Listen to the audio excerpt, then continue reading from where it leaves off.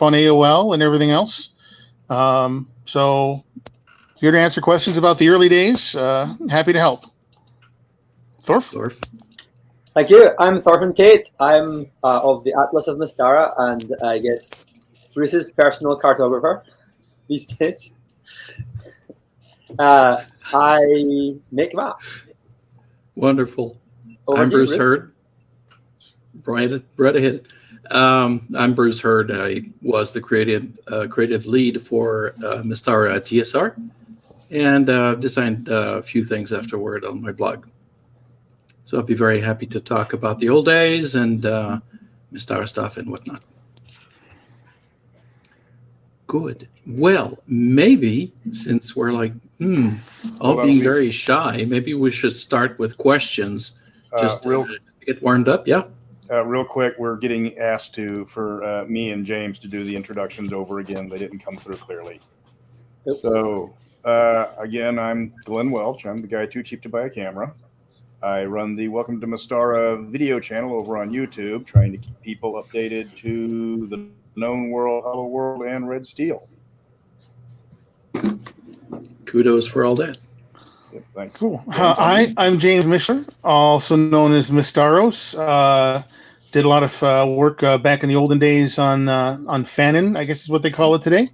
And so I'm here to help answer questions about the early days of Mystara fandom and online. And happy to be here. As we all are. Okay. All good. Wonderful. Why don't we start with questions then, and then we'll pick up from there. Yes. And to answer the one question everybody's going to ask, I think we're all seeing someone, so don't worry about that.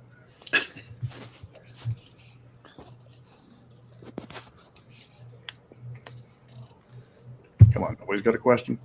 I don't understand. Are we supposed to hear their voice questions or no, chat? We have quite. Okay, here we go. How did the order of the gazetteers set up, and who guided those decisions?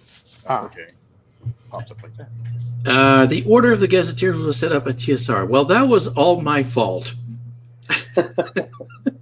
I started with the obvious, Gaz 1. That seemed to make sense since the expert set was really based on Karamakos. And then after that, it was just, oh boy, what do we do next? So I was kind of picking them in the order I thought might be the most interesting, which of course was completely wrong. But anyway, nobody seemed to have a problem with that. So we pretended we didn't know that anything was wrong, and we kept on going.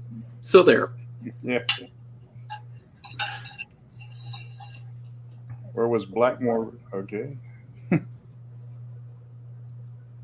Oh.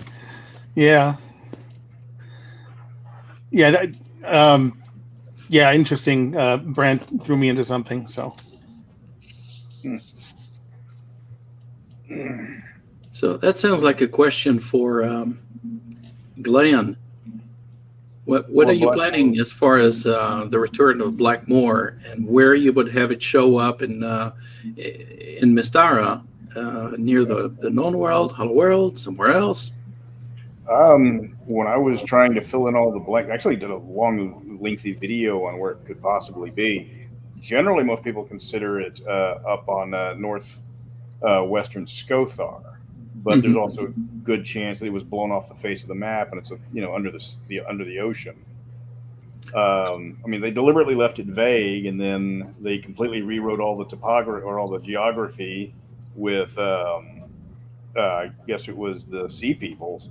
So all the continents shifted around. I guess that was to explain why the Blackmore map looked nothing like the Mystara map. Or like yeah, Blackmore was retrofitted anyway.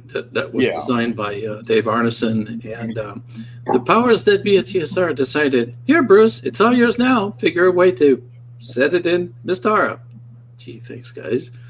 By the way, the context for that question, I think that in some of your things that you posted, what was it for? Like the things that you were planning to do, perhaps after. Before the AD&D switch came in, Bruce, there was ideas for Return Blackmoor, but it was like Return Blackmoor ? So this is 1993, probably 1992. So yeah, A while ago. a while ago, indeed. The reason why Skothar is quite good is because it's away from the known world and therefore developable. So there can be things that are still there that are, that haven't been destroyed. Whereas if you stick it in the known world, then as ruins, it's not quite so easily accessible, is it? Was the idea to have Blackmoor suddenly appear in Mystara and then changing, therefore, the topography or the layout somehow of Skothar, or is it assumed that it was there all along? Good question. It'd be interesting because we had this incredible cataclysm with Alphacia mostly moving to the Hollow World. So I could totally see a Blackmoor emerging in Skothar, just coming out of the earth, I guess. It's a new Genesis weapons thing, Yeah. Yeah, there was a fifth module. There was a City of Blackmoor that was supposed to be written, but I guess that was after Arneson left and it died. Yeah, I don't think that ever happened. Yeah, I've seen them. I remember seeing the advertisement for it because back when I was buying the modules at HBC over here in North Houston, they advertised it in the Dragon magazine on the coming up, and it never materialized. Yeah, TSR had this thing about selling to their distributor the entire year at one time, so they had to produce catalogs that cover all 12 months. So if your product is due in January or February, 99% chance it would be there. But if it's announced before the catalog is printed and it's due sometime around the end of the year, you're looking at something like almost 2 years down the road as far as design is concerned. And with the pushing and pulling at TSR, it's happened several times that products were announced but never made it into the catalog and were never written. So that created a lot of confusion out on the market, obviously. Once the genie's out of the bottle, everybody is out, out watching and waiting for it, and it never comes. Oh, God. What would you wish for?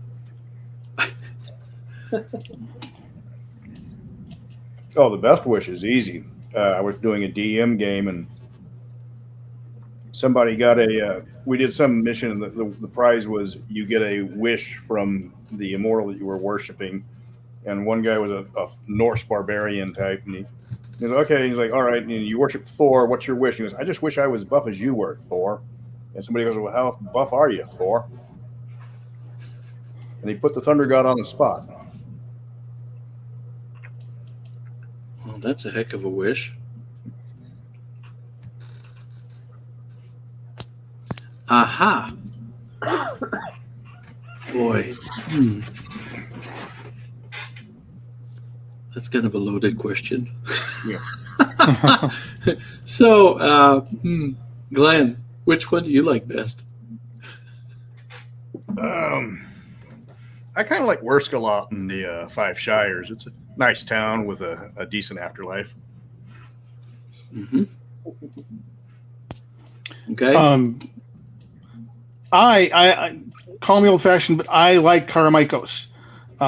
It's got a lot of wilderness. You've got your cultural conflict going on between the Troladarans and the Thaetians. And you've got the new hope of building a Karamaikan identity. You've got all these ancient evils that can be awakened. It's got a lot of room for adventure. And you can actually take characters all the way from first level through building their own domain in that single realm alone without even traveling elsewhere. So it's a mini world within a world. So Karameikos. There you go. Torvin, what about you? Yeah, Thorf. Probably the Shadow Elves. It was just really cool. I'm a big fan of Carl Sargent, so I also really liked what was it, Top Ballista and the Sky Gnome. So I guess I like the more out there things. Well, for me, Both very unique. right?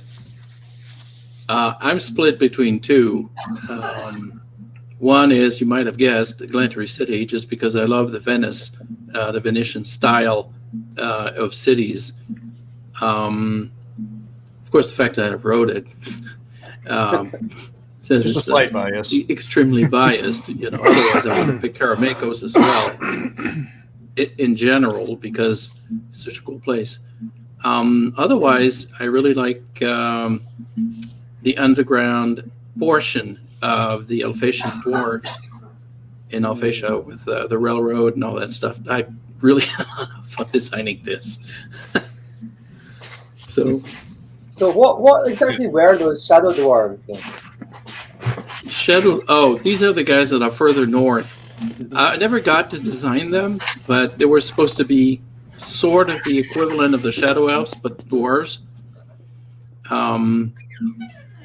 But that's a very vague idea that crossed my mind at the time, and I just put it there at the northeastern edge of the map, thinking that, hey, if I ever get around to doing this, I have it right there plugged into the existing map. So it'd be easy to expand. Yeah, that place. If you look on the far northeastern corner, there's a realm there that sounds pretty foreign. Yeah, it's These were Bazum Offload. Shadow Deep. Olbardar. Bazum Orflad. Yeah. This whole place is just very cool.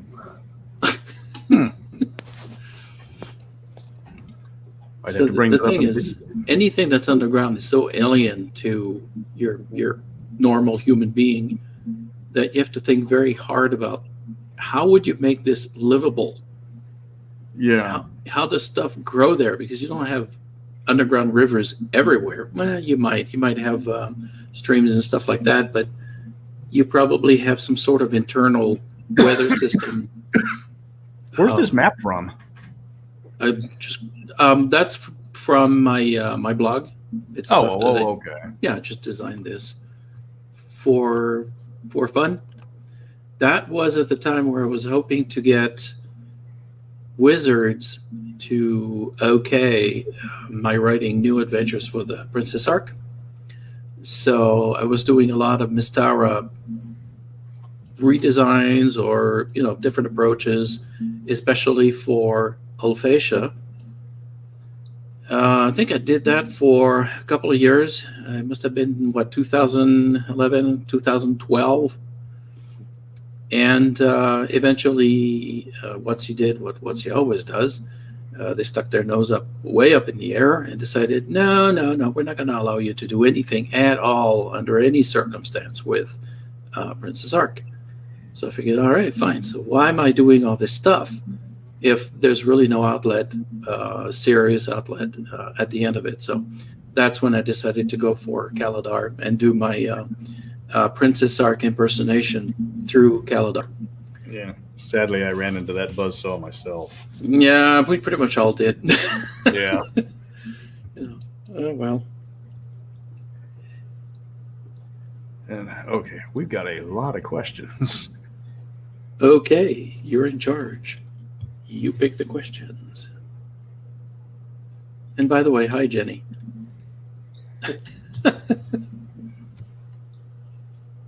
This is what everyone wants to know, isn't it, Bruce? Yeah. Where would it have gone? We're just trying to whittle a few more years of work of TSR work out of you. It's true. Yeah. So, what would I like to see at Mystara's continued publication, TSR, Wizards of the Coast? Well, I'll tackle that one because I have daydreams about this still. What I would love to have seen, of course, when Wizards of the Coast took over and did 3rd edition, they'd be relaunching a bunch of stuff. So what I would love to have seen them to have done with it with third edition was to do a box set had been considered with Jeff Grubb for second edition. Do a lovely box set that had a guide to the main known world area with a lot of with basically the trail maps included, but not necessarily 2 big maps, but maybe 6 maps. And then a real solid introduction. Not everything from all of the gazetteers, because then you do further gazetteers, but a real solid introduction, sort of along the lines of what they did with the original Greyhawk box set or Forgotten Realms box set. I think that would have been a very nice way to start Mystara in third edition. And then, of course, maybe it would have survived on through, but that's not what happened. Oh, well. But yeah, that's a good idea. I mean, an introduction to Mystara would have been probably the best step, rather than just jumping into one specific realm, like Karamakos or whichever, but as we did actually for second edition. Well, they could have gone your original route with the Princess Ark and just have a setting where you introduce a new land every new book as the ship goes from one place to another. Yeah. You know, kind of like a Battlestar Galactica or something. Well, it's I have never basically heard of such a thing before. it's basically Star Trek meets D&D.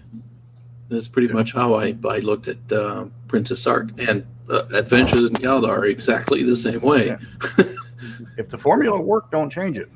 It's just fun, you know. Yeah. It's a kind of tongue-in-cheek to a certain degree, and it works as a formula. Yeah. Well, you want to do a Battlestar Galactica Mystara adventure, go back in time and do the Alphatians arriving, fleeing from their original homeland to Mystara, and the travels that they did there. Not nearly as, remotely as much as the Flames, but obviously they had some adventures en route. Yeah. That'd be some kind of campaign to do for sure. Yeah, that's definitely it's out there without wanting to make a pun. But yeah, it would have been a really interesting product.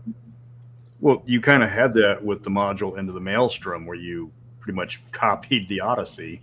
Yeah. Yeah. Well, I had no idea what to do with that. That was tossed at me, say, "Here, Bruce, write this." And I'm like, but I don't know anything about this level of gaming. I've never done it. I have no idea what to do. Well, there was only like 5 master level modules because apparently nobody knew what to do with them. That was the first one. That was M1. So that was the first module in the series, and the rules weren't even printed. I just had a dot matrix printout from Frank Menser. Here, Bruce, design something. So I figured, all right, fine, we're going to do the Odyssey and D&D-ize it, make it Mystara-like, and go with that. It was an interesting experiment. At least people didn't jump at me and say, "Bruce, you're an idiot." Some people do think that, but that's okay. Yeah. It's a big world.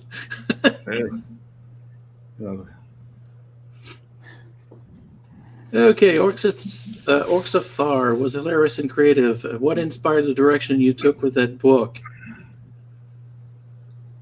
Oh, was there an inspiration for that? No, that was just me goofing around. Yeah. I decided to have orcs. I didn't want to do something that was absolutely dramatic or that you would take seriously.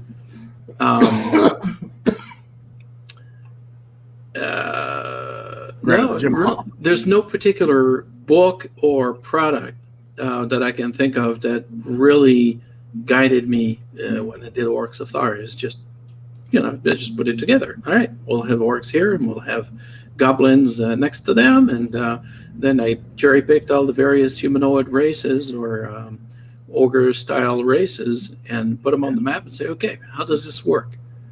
And I went from there. Well, the Jim Holloway art helped immensely. Mm-hmm.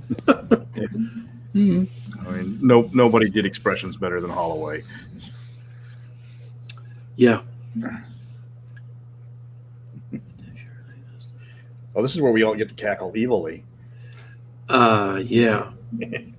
What I would do. Have a Boy, product line for a start. Pardon me? For a start, you would actually have a product line, right? As opposed to Yes. nothing. Well, first off, it wouldn't be just a product thrown into the product mix at TSR. There would actually be something thought out from the beginning.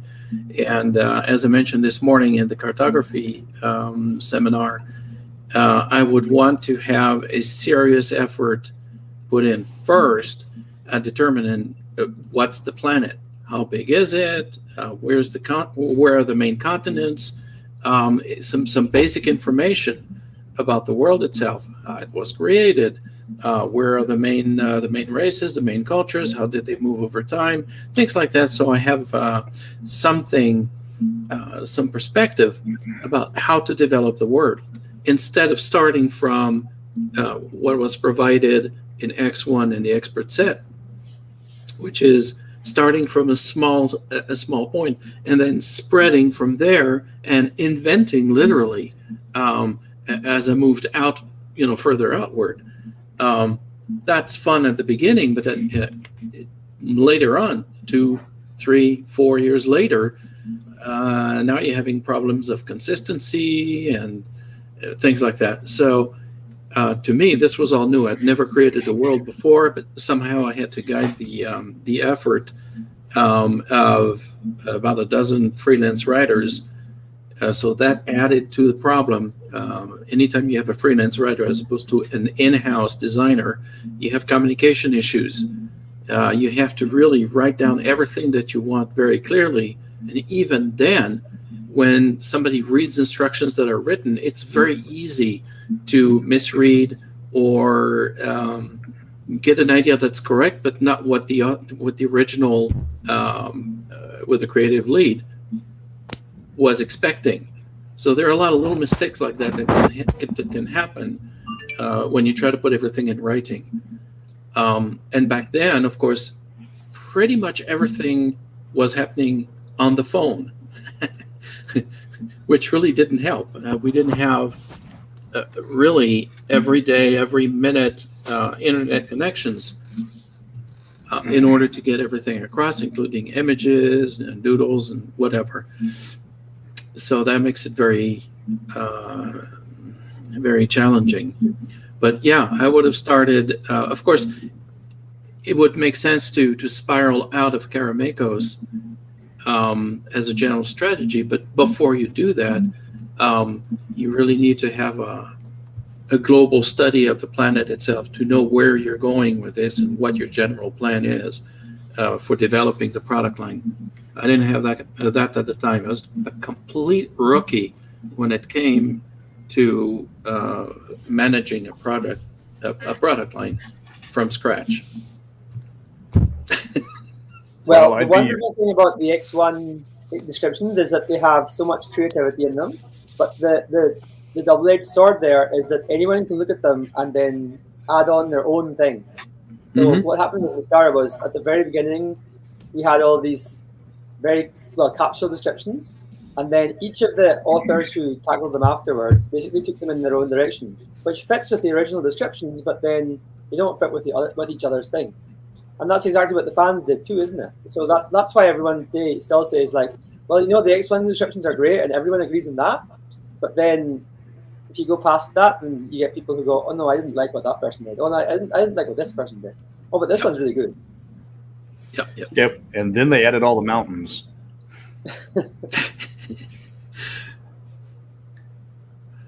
That was there. Boy, that one's for you, Dorfin. Yeah. Well, that question will get you cut on the faults of Pandius. That would be great. I should end up doing this after, I guess, a few years from now. I am actually placing all of the adventures on my current maps for like Mystara, the year maps. So eventually it will happen for me. Maybe someone else can do it quicker.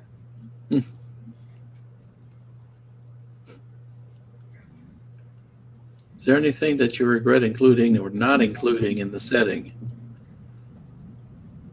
Well, the only regret I have is that it didn't last even longer. But then the company just died, so there's not much we can do about it.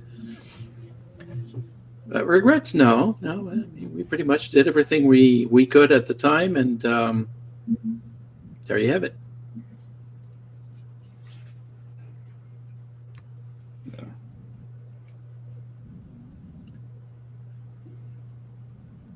You know, Glenn, that's probably a question for you, because I'm still thinking in terms of the original Mystara design. Yeah.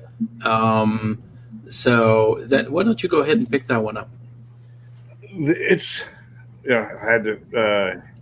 it's tough, because what some people say they want in the modern sensibilities or the modern game design is not what a lot of other people want. When I did my book, I had two versions, one which was PG and one was PG-13. And the PG-13 was far more popular by a factor of about 10. Like, people want to see nipples and blood. That was the God's honest truth. That's what they wanted to see in the book. They liked the old Elmore art. They liked Conan. They liked all of this. People don't want to be talked down to. Oh, what's this? People didn't want to be talked down to. There's things for the game design. You know, Mystara and Beckme was primarily, you start off as a rookie and you work your way up until you're a big Billy badass. And in 5th edition, you start off really good and you just get better and better and better, which unfortunately some of the older modules don't handle well because it scales up too fast. Learned that the hard way with the Lost City. Right. And you're dealing with not so much the tastes haven't changed, but the way the game runs now is you're effectively starting at a much higher level than you would in the old setting, and you have to deal with it. And they just want you to adventure. They don't want you to settle down. They don't want anything like domains or stuff like that. Name level is vestigial at this point. Yeah. So you want to keep. I had to try to find a balance between the old school sword and sorcery classic adventure and the new, I want to play a video game only with dice and miniatures. And it's not easy.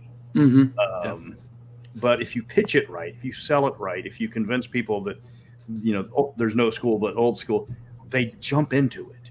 They don't even complain or they're not bothered by the fact that some of these are some of the new takes on restrictions, which 5th edition doesn't do restrictions. It's all about the bonus. It was tricky, but I listened to what the people wanted, and the people want Conan, they want Robert the Bruce, they want the classic, heroic types, and that's what they want to do. They don't want to be, they don't want so much of the, well, how do I feel? It's like I just need a new sword to stab this guy with. Yeah, I'm going to be Connor McLeod. It sounds like it's mostly combat related. It sadly is, yeah. The exploration in the new edition is they call it 3 pillars. I reject that philosophy, but the way they have it is supposed to be talking, fighting, and exploring. And exploring comes down to a skill check. That's it. And if you have a ranger, he automatically passes that skill check. So you're welcome. Yeah, something's missing here. Yeah. There's also the thing about the age group of your typical Mystara fan, which in no way resembles the age group of 5th edition players, I'm assuming. When I pitched to the new people, they jumped all in Mystara. Hello, Pussygato. Because it's easy to pitch Mystara to new players because they're familiar with fantasy Serbia, fantasy Arabia, fantasy Polynesia. Yeah. And it's like, well, I'm a tiefling. Was it you're kind of not a demon and you are kind of a demon? It's like, and what's this? Your space or your fantasy Elstead. Okay, well, right. There. I hope you settled down now. Okay. Which of your characters is most like you? Oh, that would be bad. It's okay. We all know you're Etienne. Yeah, no, I don't write characters like me because that'd be extremely boring.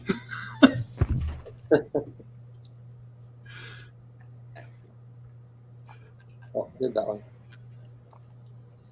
Yeah, we just answered that. Okay, yeah, right. Yeah, see, that's something that's kind of interesting to me, to go back to what Glenn was talking about. For me, I'm coming out basically out of the dark. I've been frozen in the Ice Age, in a design Ice Age when, after I left TSR, I ended up working in different industries, so I was completely cut off of the publishing industry and the role-playing game industry for a number of years.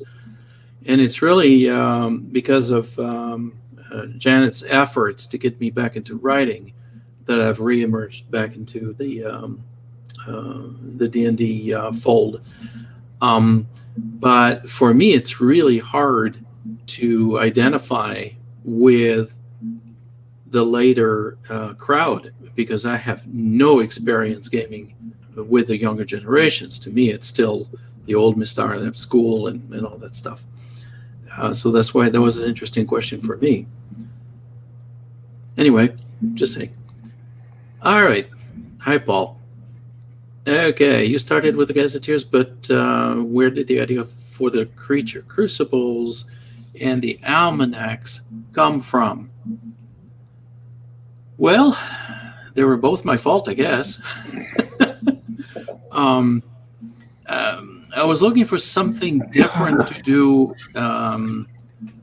as regard the creature crucibles. I mean, we have the Gazetteers, we had the modules, and it's pretty much all we had for Mystara. We just went from one to the next to the other, and it seemed like there wasn't much different. So coming up with creature crucibles was a way to develop the world pretty much seen from the eyes of the monsters, and with the ability to role play them as player characters. That was the general idea behind it. It was fun while it lasted. It could have been better coordinated, quite frankly. There were a lot of compatibility issues. It was not compatibility, but issues with game balance.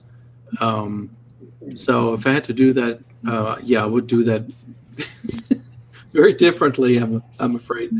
And almanacs, that I used to buy the almanac, the regular almanac with all the the real thick one that had all the data from all the countries and people, events and stuff like that. And I thought it was pretty good, and it'd be really neat if we had something like that for Mystara.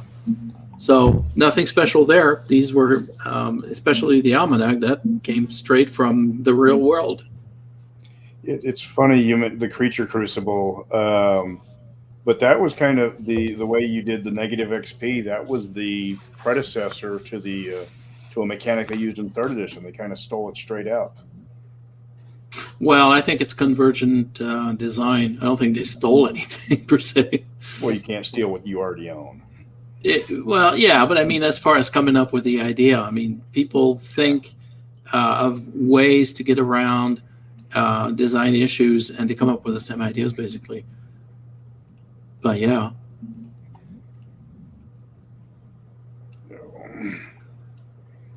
Where would you go next to add nations if you were allowed to continue against your line?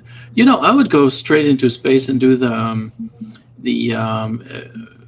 samurai Rakasta people from Patera. Was it Patera? Yeah, it was Patera. Yeah. The invisible one. That would be really cool. Samurai Jungle Space Cats. Something like that. Okay. Hi, Steve. Stories working with other greats at TSR like Harold Johnson. Yeah. Well, when you work in a game company, you have a bunch of really funny people with a sense of humor, people who work extremely hard because the deadlines at TSR were just murderous. So all of them ended up having to manage a lot of pressure. So, of course, when we relaxed outside of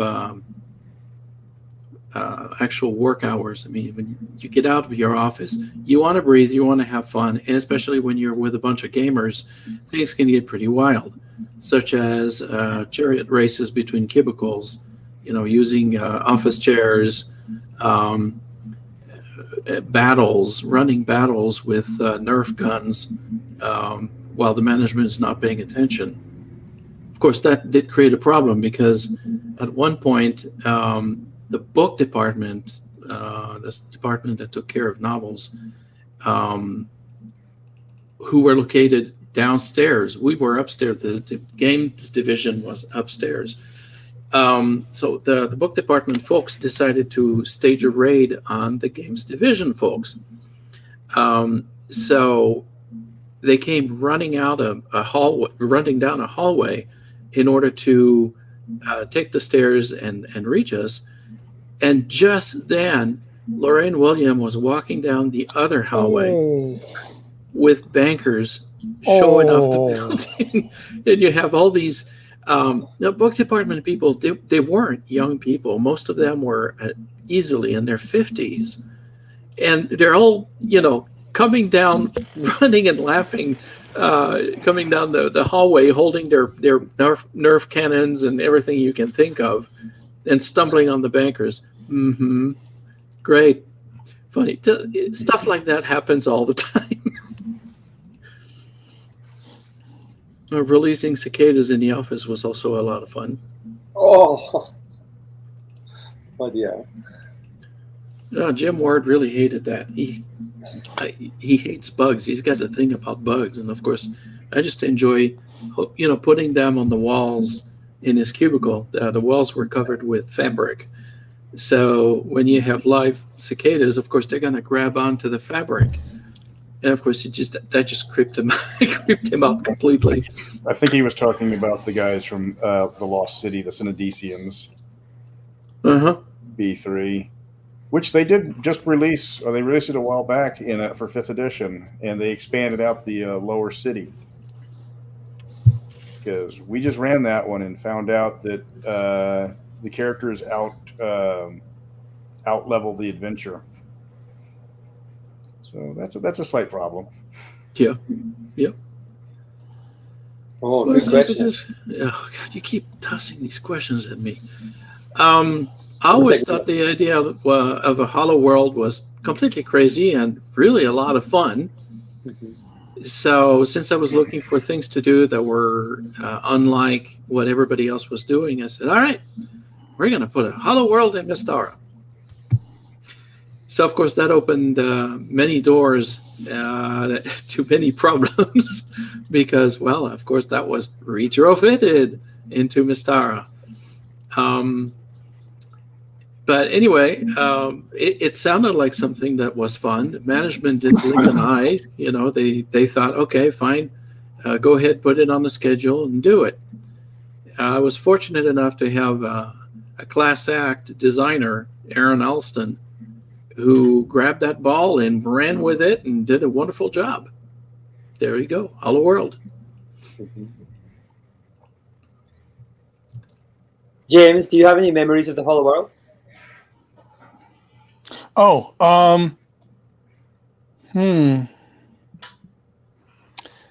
No, I never actually had a chance to run any adventures in the Hollow World, unfortunately. That was not, nobody ever got there. It was so difficult. Yeah. If you play it straight, and I'm kind of a strict dungeon master. No, nobody ever got there, I'm afraid. I always wanted to have an adventure in Nithya, though. That would have been so cool. Yeah, that would have been nice. Of course, that would have been a different epoch, but No, the Nithya in Hollow World. That Nithya, okay. Yeah, that Nithya. Not the historical one. No, well, no. Although that would be fun too. Yeah. Yeah, that'd be fun too. I'm Well, also a you bit can- surprised to hear people have not played in the Hollow World, because I ran through the whole of the Hollow World trilogy, and I also did Wrath of the Immortals, which of course takes people to the Hollow World. So those were a lot of fun actually. I DM'd Yeah. all of them. Did you start the Hollow World campaigns in the Hollow World or bring them from outside? No, it was just exactly as written. So they started off in Glantry, and then they went through the Earth Elemental tunnels down into the Hollow World. And then the rest of the adventure is pretty much all in the Hollow World. How did they react to losing a lot of their magic? Well, they weren't necessarily a very magic user-oriented group. Oh, So I mean, there were elves and maybe one magic user, or maybe even none. So they didn't really mind. But it's a different time. I mean, they weren't bothered about what they couldn't do. It was more like, okay, we'll just do whatever we can with what we can.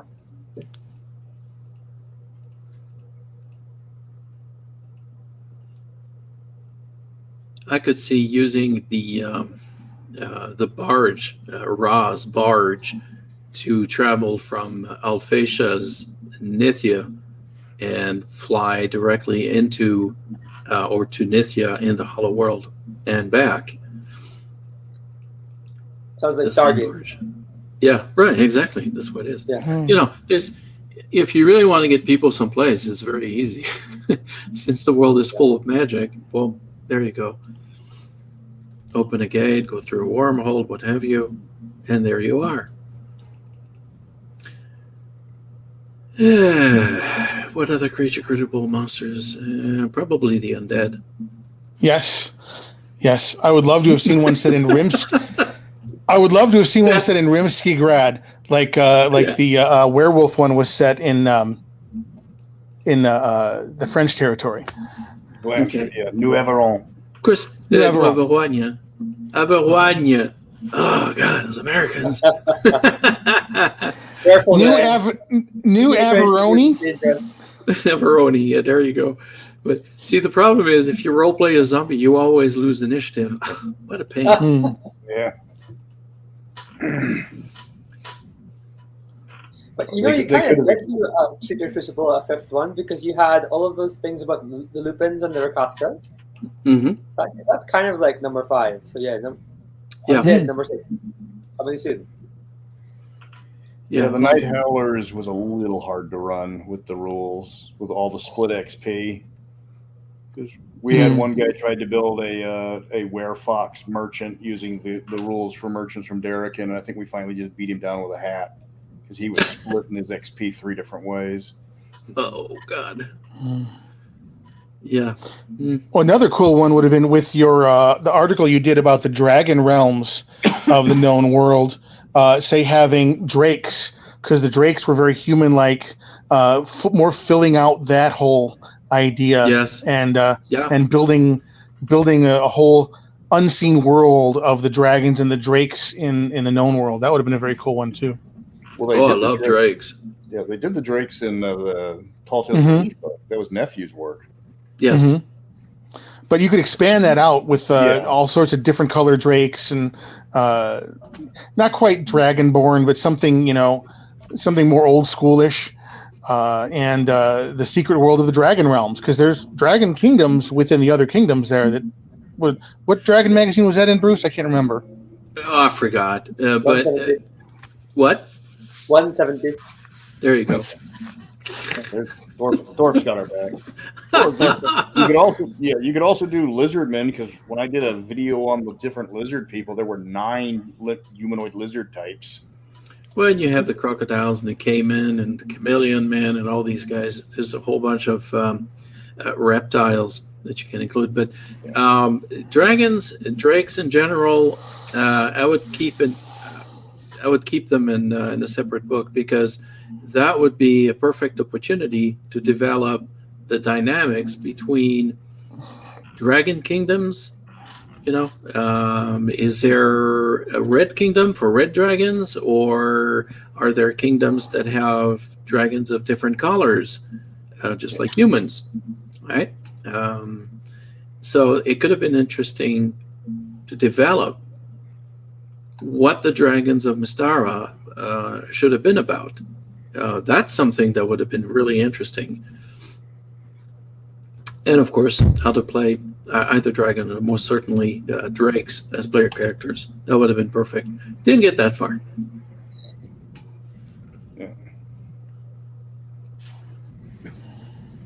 Galadar soft covers? Oh, everything's available for order for Galadar. Why do you ask? Whoever asked this. Okay. We might get the answer later. Shouldn't they be available through drive-through print on demand? Yeah. I think that's where I've been getting mine. Yeah, I just checked right now, and it looks like the soft covers are still there. No problem. Yeah, let me give you a link for that. Put it right here. There.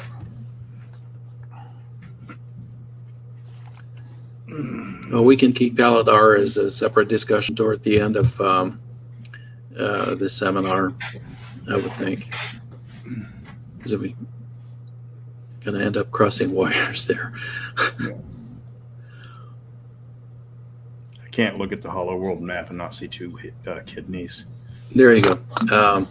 Yeah, that's true. Yeah. That's true. I was going to say, one thing in the original planning of Galadar, what should have been included as well,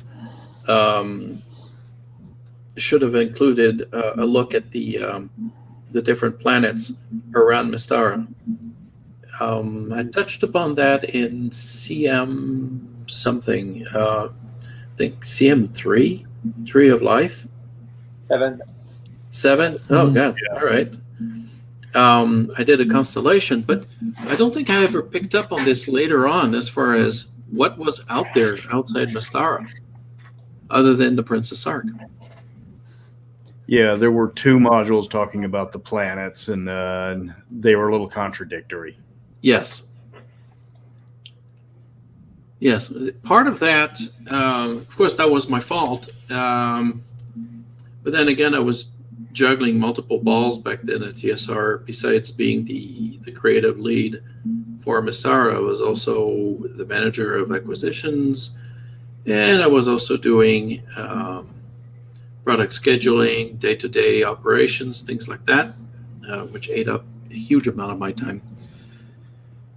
So, of course, at the end of the day, you end up with conflicts, missed opportunities, errors, etc. That's the reality of working in a publishing company. Things like that do happen. Yeah, put on a lot of hats. Mm-hmm. It gets worse when you try to do self-publishing. Worked for a magazine for 10 years. I know what you're talking about.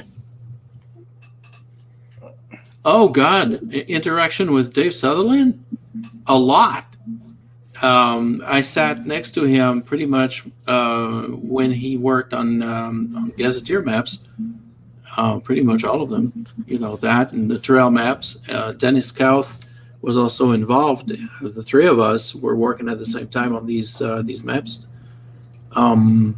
So, yeah, interaction was frequent and very, very close. That's the reason why the Gazetteer maps look the way they look. I spent a lot of my time sitting in the mapping department with these guys, trying to produce some maps that look halfway decent. Well, you certainly made a good job of that. Well, thank you. I wish the 2 was still around. It's too bad. Okay, who's your favorite wizard in Mystara? Aldemar, Etienne? Oh, Gowl. I like. Let's see. What's the name of? I like Ariadna. I like. I think it's her husband.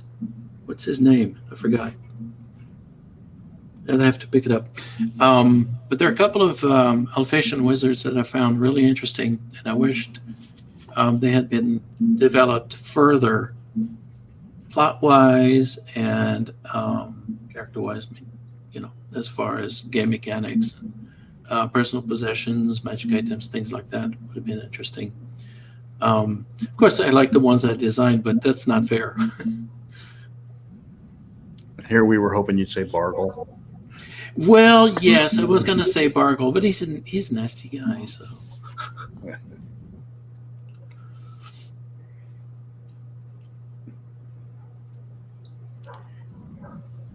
Yeah. Let's see.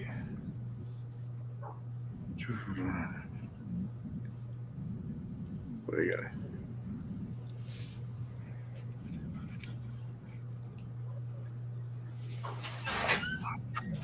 Well, okay. There really wasn't much of a shift here because Frank was working especially on the game mechanics. He did, of course, a little bit of work on X1 and the expert set, but he was gone basically by the time I started doing things like Gaz 1.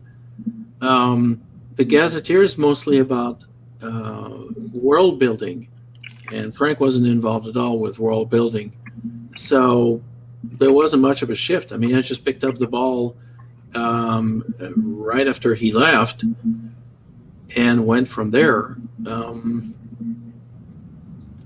I think the biggest shift that I would say had nothing to do with Mystara per se, but with the development of the rules cyclopedia, which I intended to be a compilation of most of all the box sets, certainly the first 4.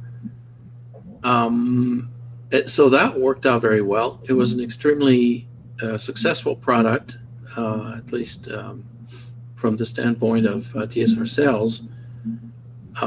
There was quite a lot of doubt from management. Upper management was really concerned about producing this book because they were afraid that it would cut into the sales of the box sets. It really didn't, because in order to really learn how to play D&D, certainly back then, you really need the basic set. You need the expert set. There's no way around that. The Rule Cyclopedia is not designed to do that. It's merely a reference set and nothing else. Now, whether Frank would have objected if he had been there at that time, I have no idea. I don't think he would have. There's no reason for that. That's it.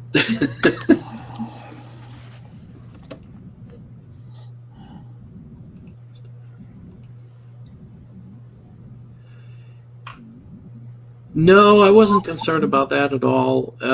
My focus was on developing lands, developing settings, things like that, and I wasn't really paying much attention to the historical part of it.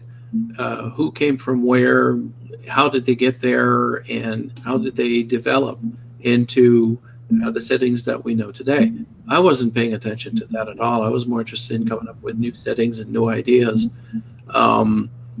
which of course led to much richer fitting and head scratching as things appeared and didn't always jive with one another.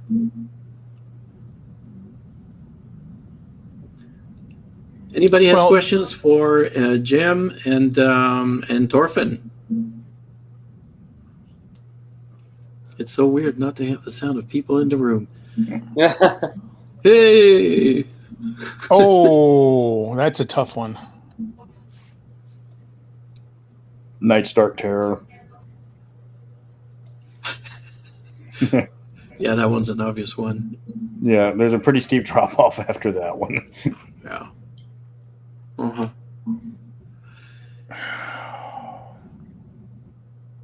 I've loved B4, Lost City. I mean, I played in it numerous times, run it several times. I've got the new original OAR version of it from Goodman, plan on running it eventually. I'm running Temple of Elemental Evil right now with that. But as far as Mystara campaigns, I have not actually run a Mystara campaign of late. Pardon my language. I've only run one campaign, really, in the pandemic, and if you can't tell, I'm not used to being on these little screens. I only started playing online about a little over a year ago using Zoom. But no, I haven't run any Mystara in a while. It's actually not too bad. I'm very much a physical DM. I like to get into people's faces. I like to interact with them. So that's very much missing. But if you have a group of people you know well, it can still work pretty well. It's not the same thing, but it's okay. Yeah. What about you? Have you run in Mystara lately? No. Obviously, I don't have the time for that. See, what happened is when you work in a game company like TSR, it's like working in an ice cream parlor. You have all this ice cream, but you see ice cream all day long. You really don't feel like having ice cream at this point. It's the same thing when you're at TSR. You literally wake up and breathe gaming stuff all day. And even though I wasn't a designer there, I was still doing design at home on a freelance basis. And I had to deal with products all the time. So you get to a point where the urge to play D&D just wasn't there at the time. While I was, during the 14 years I was at TSR, I was more interested in board games, war games, things like that, rather than D&D per se. I did play, but I wasn't running a Mystara campaign. And after that, when I left TSR, I ended up with jobs in completely different companies. So my focus was completely gone at that point. And when I came back, years later, I got back into the role-playing game fold. I was interested in gaming. Ended up with a group in the area. But it had nothing to do with Mystara. I think their game world was a homebrew. It was interesting for a while, but eventually I walked away from that, and I found a lot more pleasure going back to writing and designing than actually sitting at the table and DMing or role playing. So really, the only thing that I've done role playing wise, gaming wise, concerns mostly Galadar, especially when I needed playtest to be completed on certain parts. But even that's few and far in between. So unfortunately, no, I haven't actually run a long-lasting Mystara campaign. When I started gaming back in 81, 82, I was a Greyhawk fan playing first edition AD&D. And it's only after I got a TSR that I switched over to Basic because I was told to manage that product line. So I had to relearn everything and become acquainted with the attached game world. So there you have it. Well, Greyhawk can be played with Basic, Expert, BECMI just as well as Advanced, really. I think, in fact, it works better than under Advanced. I've run Greyhawk using Basic before. Mm-hmm. It's a lot of fun. There's no reason why you couldn't do it. Yeah. Thorf, how about you? You got a chance to break out those maps for your players? Well, I don't really have any players. I mean, this year I started doing D&D with my kids, who are now 9 and 11, so just at the right ages. And my youngest is 4, so she's a bit little, but she manages to chip in every now and then. But yeah, basically just playing with my kids is the most I've done for years. I did try to play with my mother, actually, who's a big gamer, but board gamer, not role playing, and she was not terribly into it. She'd rather play board games. So I don't have any players otherwise, and I'm not like you. I'm not used to the online thing, and I haven't really had a great deal of time to do it. And on top of that, the time zones just make it basically impossible to play with people in the US or in Europe. It's just Yeah, not possible. of course. Now, what I'm interested in observing is how people play with maps on the a flat TV. When you use that as a gaming surface, that's really cool. But especially when you use deck plans and things like that, that's kind of what I'm looking at. It would be really nice. Beyond the Hellenic Gazetteers. What else?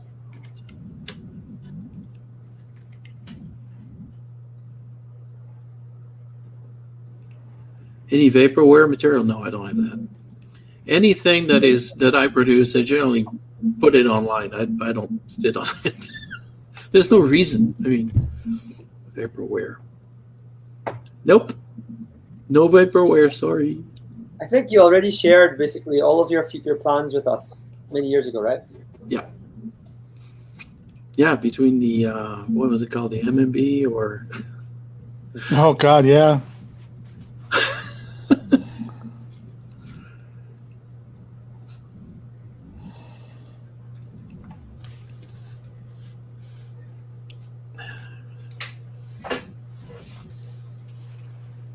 Favorite villain? Oh, yes. Herr Rolf. Bargle. Rolf. Yeah, Bargle did nothing wrong. Whoa. What about yours, Dorf? Can I say? Am I allowed to say AD&D? Yeah. No, I have nothing against AD&D. No, I didn't either. It was just another game system. Did any TSR person ever DM for you? Yes, but it wasn't D&D. It was Call of Cthulhu, and it was Zeb Cook. Ooh. And I loved it. It was so cool. Did you? I get a question, Bruce. Did you ever get a chance to game with Tom Mulvay? No, unfortunately, I haven't even met the guy. Well, that question also just popped up here. I didn't see the rest of the question. Original known world.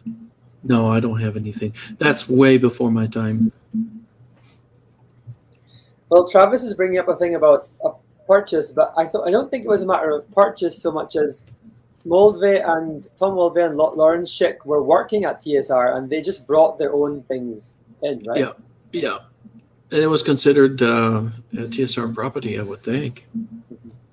It was their standard right from the beginning. So I mean, at one point I was writing a board game on airlines at home, and I had to get a letter from the management at TSR relinquishing any rights to that board game because it really had nothing to do with what TSR was doing at the time. But I had to go through those steps. So otherwise, anything that you come up with at TSR, while at TSR, whether it's at home or at the office, technically that's their property.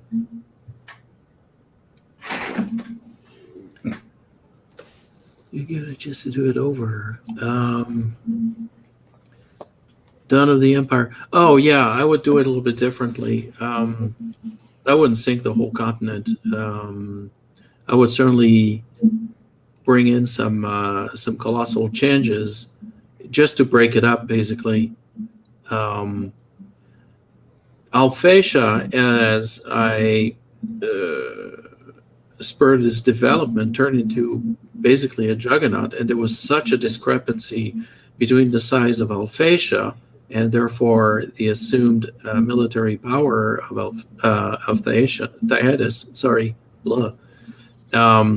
compared with the ability of 1,036 level wizards of Alphasia.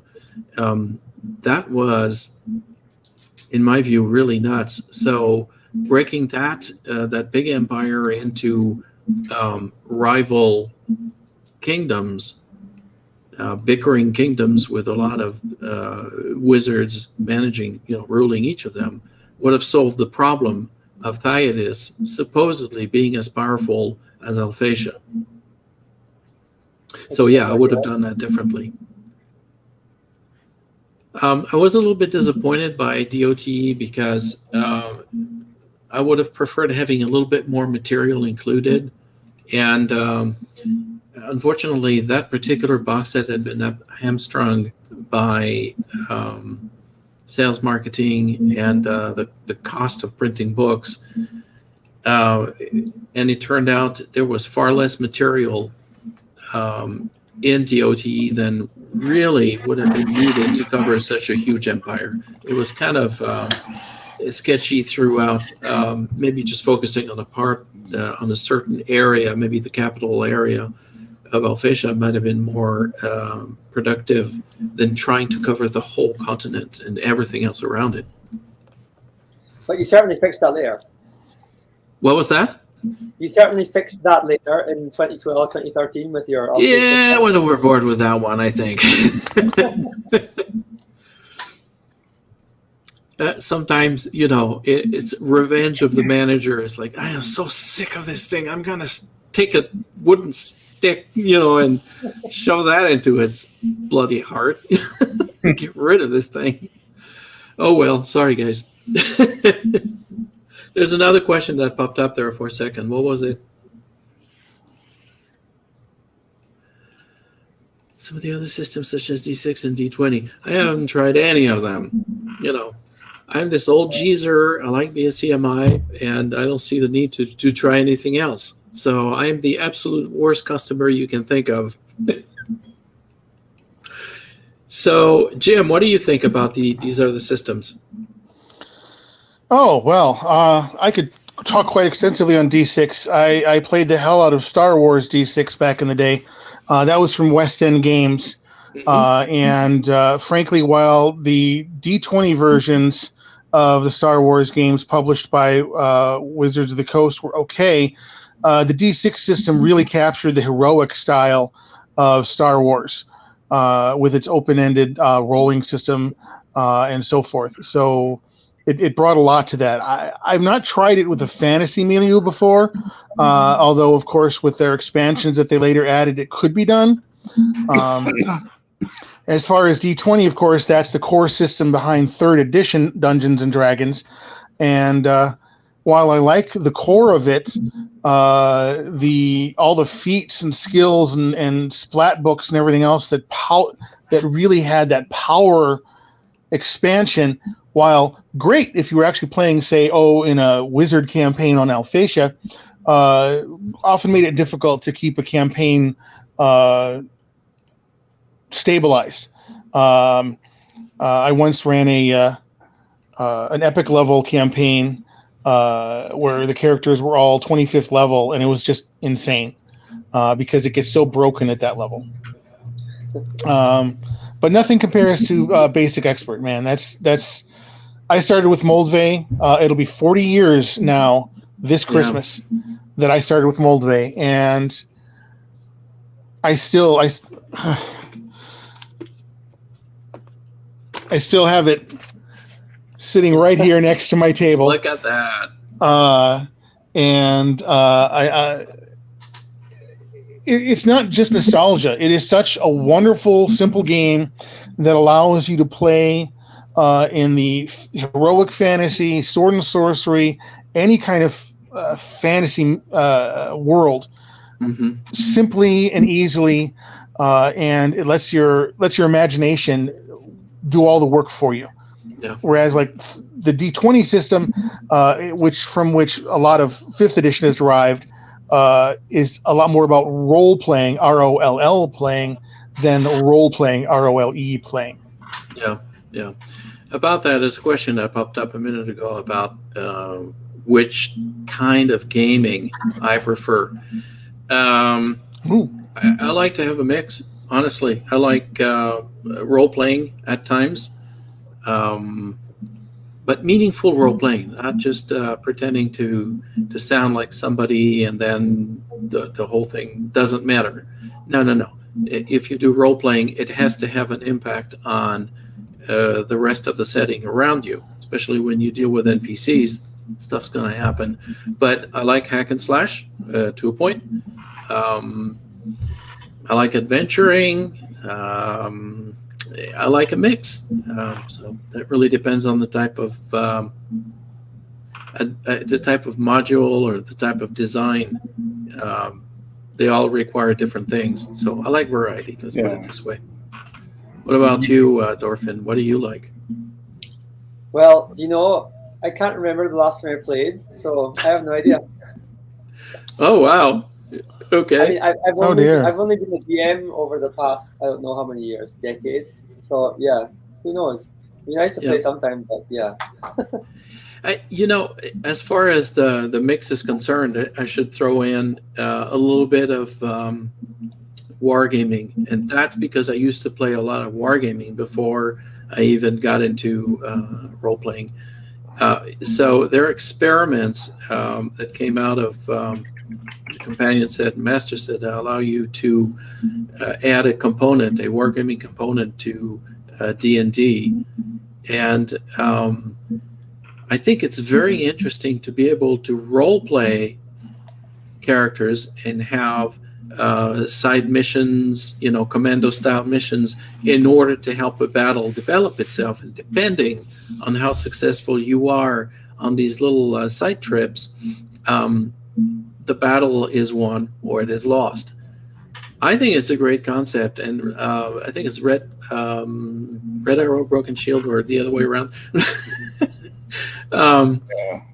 Went there, and I thought that was very interesting, but I don't think everybody really that's a minority of gamers, I think, who like this kind of cross-genre, let's put it this way. Grant was mentioning yesterday that he's very much into wargaming as well, and he was talking about, I think you probably listened to that, Glenn. He was talking about how they intersect, and for him it's very natural, but a lot of people don't like that. I'm also a wargamer, by the way, originally. There you go. A lot of people that I've played with thought Red Arrow, Black Shield, aside from being updated to bring it on par with the Gazetteers, it would be fantastic if somebody could make the actual moving of the armies into some sort of computer game. Yeah. I mean, you can redo the whole of the Lord of the Rings using a system like that. We have different groups performing different missions. You would have to have a large-scale system with multiple DMs running multiple groups and eventually reconciling all the actions of the different groups to understand how that might impact the development. So, if you look at the fall of Alphasia, that's another good example of what can happen when you have different groups doing different things in order to affect the outcome of a major war. I like it personally. Not everybody does. I also like political intrigues, but you knew that. Yeah. I do a lot of that with Galadar. When I design gazetteers for Galadar, I make an effort in explaining how the rulers actually run the country, who does what, especially if you have a voting system of some sort. How does that impact the game world? And so if you're into hack and slash, or especially dungeon delving, of course, none of this matters in the least. But if you like to actually adventure in a setting that has these things very carefully put in place, you'll realize that messing around with secret societies and things like that are going to be tied into the internal politics of a kingdom.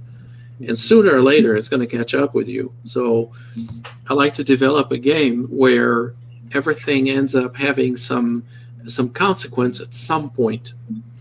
So either it's a good one or it's a bad one. You might have to run away. But that's the essence. At least it's one of the aspects of Calidar. I think I took that from Mystara to a certain degree. If you look at all those gazetteers, they do try to explain how those different realms are ruled, who's out there pulling the strings. And how you can unravel it all and conquer it yourself. Yes, you can do that. Yeah, published items you wish had turned out differently. Oh, good God. You know, that's kind of an unfair question because as a publisher, certainly as a creative lead, every product that comes out has something that you wish you had done differently. That's unavoidable. Even Gaz 1. In retrospect, I would have wished it were a much bigger product with more detail. There's another aspect of trying to publish all those gazetteers. For example, if you look at Stephen Fabian's art, that was supposed to be the mainstay, the specific artist assigned to internal art in the gazetteers.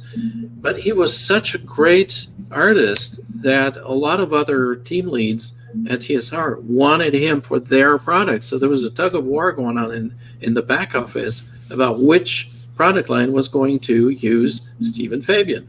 For example, Ravenloft. They absolutely wanted to have Steve Fabian. I think there were another couple of people who wanted to use him, and I had to step in and say, no, wait a minute. This is causing problems at my end because now I end up having to pick a different artist, and the style is completely broken as far as I'm concerned. It's not that the other artist's work isn't good, but it's just not the same. You want to keep a style continuity as much as possible. Speaking of Fabian, he actually got a shout out in the latest D&D book they just published. Oh, good. Yeah, they mentioned for whatever you find a deck of cards featuring a lot of the Glantrian princes drawn in the Ravenloft style. Was that the Taroka deck? Yes. Taroka deck from Ravenloft, yeah. Yeah. Included in Lands, the second box set, if I recall correctly. Oh, no, it's in the new Dragon 5th edition book. Oh. It's one of the items you find is a Taroka deck with from Ravenloft, but it's got all the Glantry princes on it, which he did both. Very cool. Yeah, that came straight from Gaz 3. Gaz 1 had also a good collection of these guys. Is Fabian still around? As far as I know of, I try to keep tabs on everybody. I know we were kind of rushed to get everybody together for this, and we unfortunately missed a lot of people. But as far as I know, he's still kicking. Is he still doing art? I don't think he's not doing new art. I actually contacted him some years back when I was running my adventure games publishing company, the Wilderlands products, and I contacted him about doing new art. And at the time, at least, he wasn't doing anything. He was offering me old art that he had, but he was not at the time generating anything new. I don't know if he's recovered from whatever reason that he wasn't doing that, or if he must be quite old. I think I found his website. He's not doing new art, but he is selling old art, and it is fairly recent. Yeah. Okay. Well, according to Google, he's 91 years old. Right. Well, yeah. There you go. Yeah, I thought he was pretty old. One thing about publishing, I think that needs to be said is, publishing is really an art, and like any art, you never really finish art. It's only merely abandoned, because you have to stop. You just have to stop at some point and say, I'm done. Otherwise, you could continue writing a fiddly thing. And I've done that far too often. Just continue writing and writing and writing, and then never complete. You have to have a completion point, and then you're done, and you hope for the best. Yeah. He was born in 1930, so he is very retired. Well, yeah, quite retired. Yeah, I totally agree with you, Jim, on design-itis. at least as far as writing is concerned, if you work from a set word count, at least you know what your target is, and as much as possible, you try to respect it. That doesn't always work, but you try to respect it. But when I do deck blends sometimes, like the last one I did for Galadar, I just added so much detail in this thing. It's absolutely ridiculous. I found a way to attach the digital file to the PDF. So anybody downloading the PDF when the book comes out, when it's released later in December, they should get both the PDF of the book and the revised deck plans for the Star Phoenix ship, the sky ship. Cool.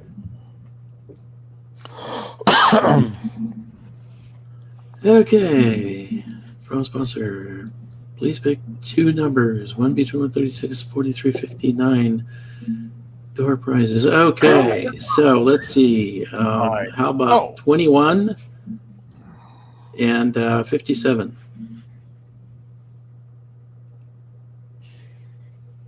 Da, da, da, da, da, da.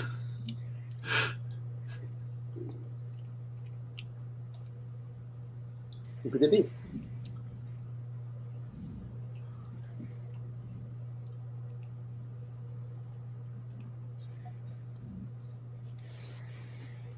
Something gonna explode? Well, we got a moment here, Bruce. I'd like to ask you a question. How have your experiences, how has your experience with Kickstarter developed over the years with your different projects?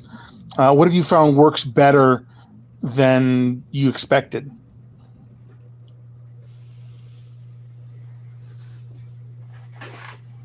What works better than what I expected? I went into Kickstarter knowing absolutely nothing about the thing. I had to continually ask other people, how does that work? What does this mean? I don't understand what it means. What does it relate to? So I suppose I was very lucky that the first one worked as well as it did, because I really had no clue what I was doing. Now I have a better idea, and I wished there were a number of changes made to the way Kickstarters are displayed on the screen, especially as regard the navigation. I tend to structure my my descriptions in a very specific way. There's an awful lot of verbiage in there, and I wish that in the margin on the left, they actually put a list of the headers included in the product description, so you can click on a header and go there directly, as opposed to scrolling interminably until you get to where you want. But that's just a detail. It's just a technical thing. But as far as doing what it's supposed to do, I think it's pretty cool. I mean, I haven't had any problem with Kickstarter so far. I've done, 4 or 5 of them already. That's a great invention. Without it, I don't think I would have been able to publish anything. Does that answer your question? Yes, thank you. Okay.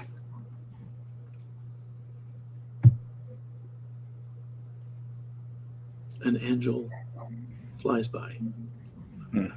Flap, flap, flap, flap, flap, flap.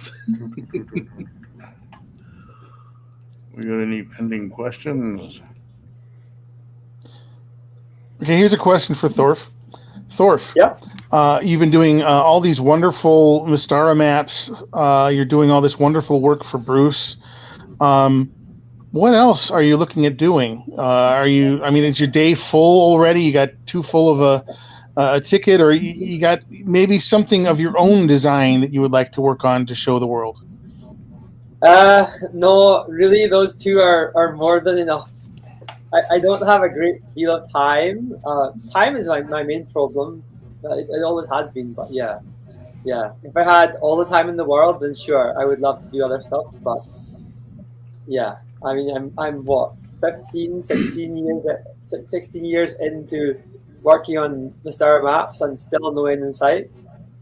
Galadar, I guess it's the same thing. Yeah. I mean, who knows when that'll finish? Of course, I may drop dead tomorrow, so you never know.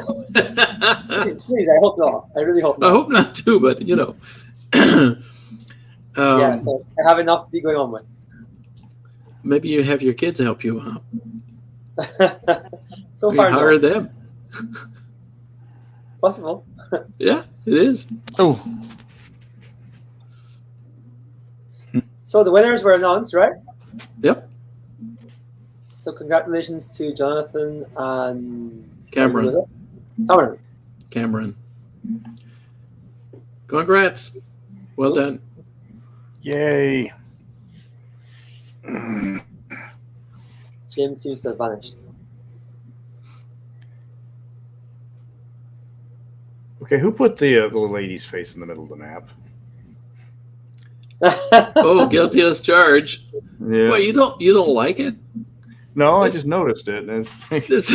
This is a very, very strange map. You know, I was just trying different things. Yeah, it is basically a forest with a lake and 2 islands, if I remember, or a mosaic at the bottom of the lake. Although, it has to be said, what are the materials of those blue eyes? Deep water? No, it's probably blue stones. Ah, okay. Blue stones. Probably a couple of islands and things. Yeah, I don't think I'm ever going to do a box set because box sets are a little. I'd have to put it. One, I'm not allowed to sell directly. I can only post up things for free and hope people appreciate it enough to, throw some money at me. And second, box sets are a lot of parts that you have to print and produce separately. Yeah. And I don't know where I would find a CD maker nowadays to keep it true to form. Yes. I've got all the CDs, but I don't have a CD player. No.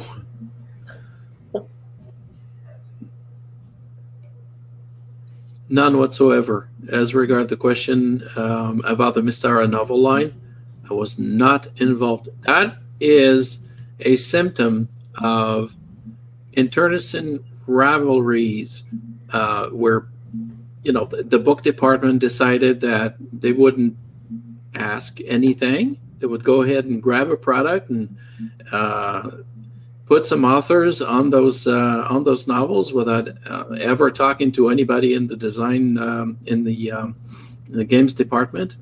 I hated it, but couldn't get anybody to pay attention. That was extremely frustrating on my end, and we ended up with novels that worked okay. They weren't bad novels, but they didn't quite fit Mystara as much as they should have. And some of them looked like they were written as if nobody had ever read anything. Yeah, right. Yeah. That's the sort of arrogance between certain departments that have their nose stuck way up in the air. Yeah. Departmental rivalries, I guess. I don't know. I thought it was really stupid that it would play ball with me or with anybody in our creative group. That was silly. What is one of the lesser known aspects of Mystara that you find the most interesting, particular bit of lore, NPC, monster location? Oh, good God. You had to ask a question like that. I'll throw out Barrymore, the wizard in Yalarum. That's like he's supposed to be doing something horribly evil, and but they don't mention it at all. Uh-huh. So I'm just assuming he's building Vegas. In the desert, right? Either Vegas or Disney World. So the party's going to go there to investigate the evil wizard. They're going to come back with a bunch of T-shirts and funny hats and no gold, but they've had the time of their lives.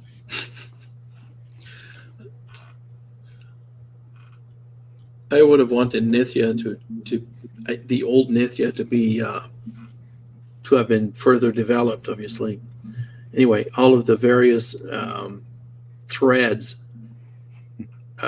for Nithya, but oh well. Okay, let's see the future MystaraCon. Oh, that's a good question.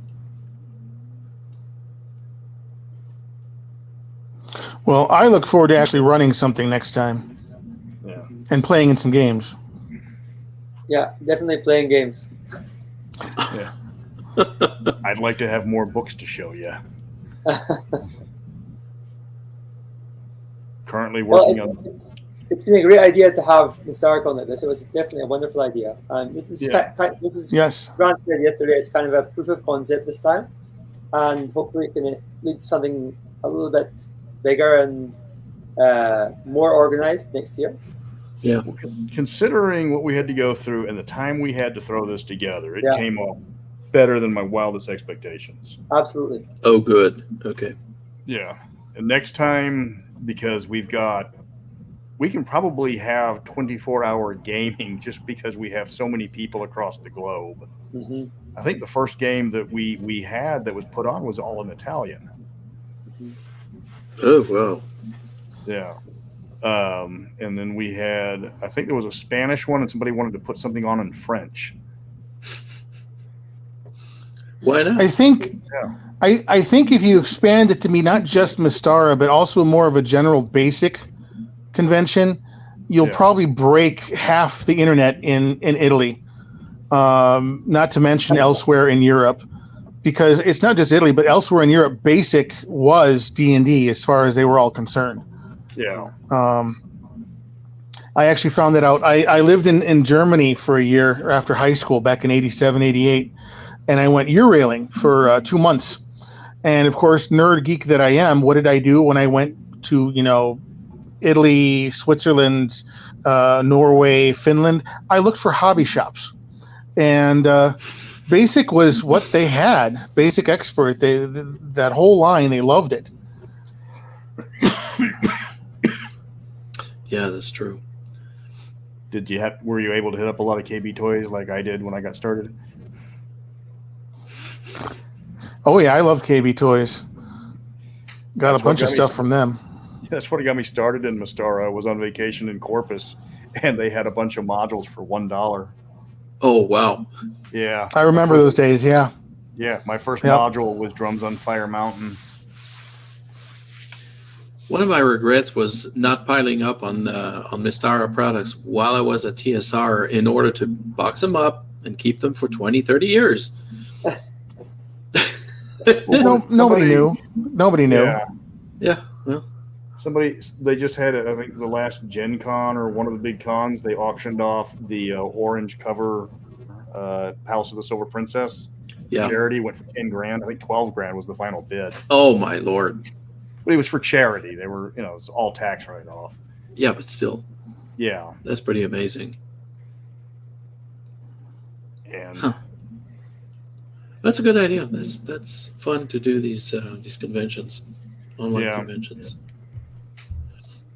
Well, like next time we'll get more of a lead in so that people can, because we asked Jeff Grubb, but he had a scheduling issue. We asked Anne Dupuy, and she had a scheduling issue. And then we just ran out of bandwidth because I think Frank Mincer was going to be doing a Q&A, but we just ran out of time and space. Oh. And, we had people, I was gathering questions for him, but he helped me write my book. So I can't, I owe him as many solids as that exist. Especially when he gave me some freelance editing advice before introducing himself. Okay. Yeah. Any other questions?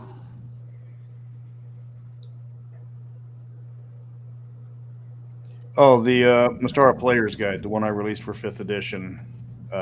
It's free to download. You take it over to lulu.com and give them money. Legally, I cannot make a penny off of it. I followed the Wizards of the Coast fan creation policy to the letter, and released the book, because they're never gonna open up Mystara for the Dungeon Masters Guild. They've been saying that for years. They never have. I got tired of it, and I just said, you know what? I'd rather have this book out. And then people gave me money to write the next book, and that's what we're doing now. But if you want to go over to the RPG MP3, I think they're the ones hosting it. They're an old school streaming service before streaming was a thing. You can just download it from there. You got a PDF and a POD file. Do you have a link that you could post here? Yeah. Hold on just a second. Let me see. Yeah, I think I sent it to. I'll resend it. Okay. In the private. No, hold on. Yeah, I mean it's simple enough. We play tested it for years. I put up with people telling me that they were offended for other people regarding it, and then I got told by the people that actually helped me write it to ignore those people. Yeah, the guy that was doing all the translation into the Maori language was a big help, because people were complaining that the tattoos were wrong. And he says, "Don't worry about it. We're just happy to be in the book." And that was pretty much everybody was, like just make us look heroic, and that was the biggest thing that it came away from writing, is people want to have their cultures look heroic. Yeah. Yeah, the thing about WotC not allowing people the opportunity to keep working on existing old IPs, it's frustrating. I can understand why they're doing it. I don't have to like it. It's too bad there isn't anything better than what you have to go through, which is really take your own personal time and put something out there, and that's it. There's no way to make any money off of it. I get it. Yeah, and they won't let you fundraise to pay for the art. Yeah, you gotta right. get all original art, and I don't skimp on the art. Granted, the donations that came in from that book more than paid for it. Yeah, there's the link to the RPG MP3. Yeah. So, I owe a lot of people a lot of thanks, but it was a good quality book. I know where I screwed up, and I'll do better next time. Well, yes, but you can always go back and fix it anyway, because it's not like you have a warehouse full of these things. You don't. So once you go back and change your file, Oh, I meant more on the lines of the play testing and the putting the book together from scratch. Yeah. Okay. I had to put a gun to people's head for them to give me actual useful feedback. Yeah. Wow. Well, kudos for that. That's a lot of work. Yeah. Okay. There's another question there that's lingering. What's next for the World of Calidar? Well, the current project is the Elves. I'm sure you know about that. The Elves of Alfdine. That particular gazetteer is coming out, hopefully, before the end of December. I'm just waiting for the proofs to come back from the printer, and this will go out. Then the Player's book, the Adventure book, these will come out next year. There you go. Now, what's next? I don't know if you meant this or whatever follows Alfdane Ascendant. Well, the obvious answer is the Dwarves. So it'll be I learned a lot about putting this sort of gazetteer together with Alfdine, and I have some very good ideas about what to do with the Dwarves, including how the next episode of the Star Phoenix is going to go, why the skyship is flying to the Dwarven Kingdom, and what they plan on doing there. This is very exciting, but first I have to finish this current series before I get to series number 4. So it will be the Land of the Dwarves, it will be the Moon of the Dwarves, a new episode of the Star Phoenix, and all of the gory details. Same format. Series 4 will have a gazetteer, it'll have a bunch of digital maps, and a player's book, and the adventure book, and 2 conversion books, since Galadar products are more or less system agnostic. They're pretty easy to understand, but for people who want all the stats exactly written for BSCMI or for Osric, there will be conversion books that help you collect all of those and use them wherever you need them. That's the plan. Wish me luck. Now, you're going to double the number of maps for this one, right, Bruce? No. Oh, good Lord. Well, You know how give much- Thor something to do. Well, Dwarf. It's not only Dwarf, it's me. I mean, the amount of time I have to spend, first off, on creating the maps, the original material, but doing deck plans and things like that. Those I do myself, floor plans and whatnot. And some of these maps just take weeks on end. I mean, if you figure a minimum of, I don't know, it can go from a week to 4 weeks for some of those maps. Multiply that by 6 and you see the damage and the burnout factor. So, yeah. Oh, Thorf gave me the D&D maps for the 5th edition book, and he said, don't skew them a pixel or else. And I did not say that. you kind of insinuated it. Do not change. Actually, I told you could cut off the titles at the top, but you didn't do that. But don't skew them. Well, don't squish them, actually. Yeah. Well, in my defense, my father's a photographer, so yeah, squish pictures are just no. Sorry, no. You're not allowed to do that.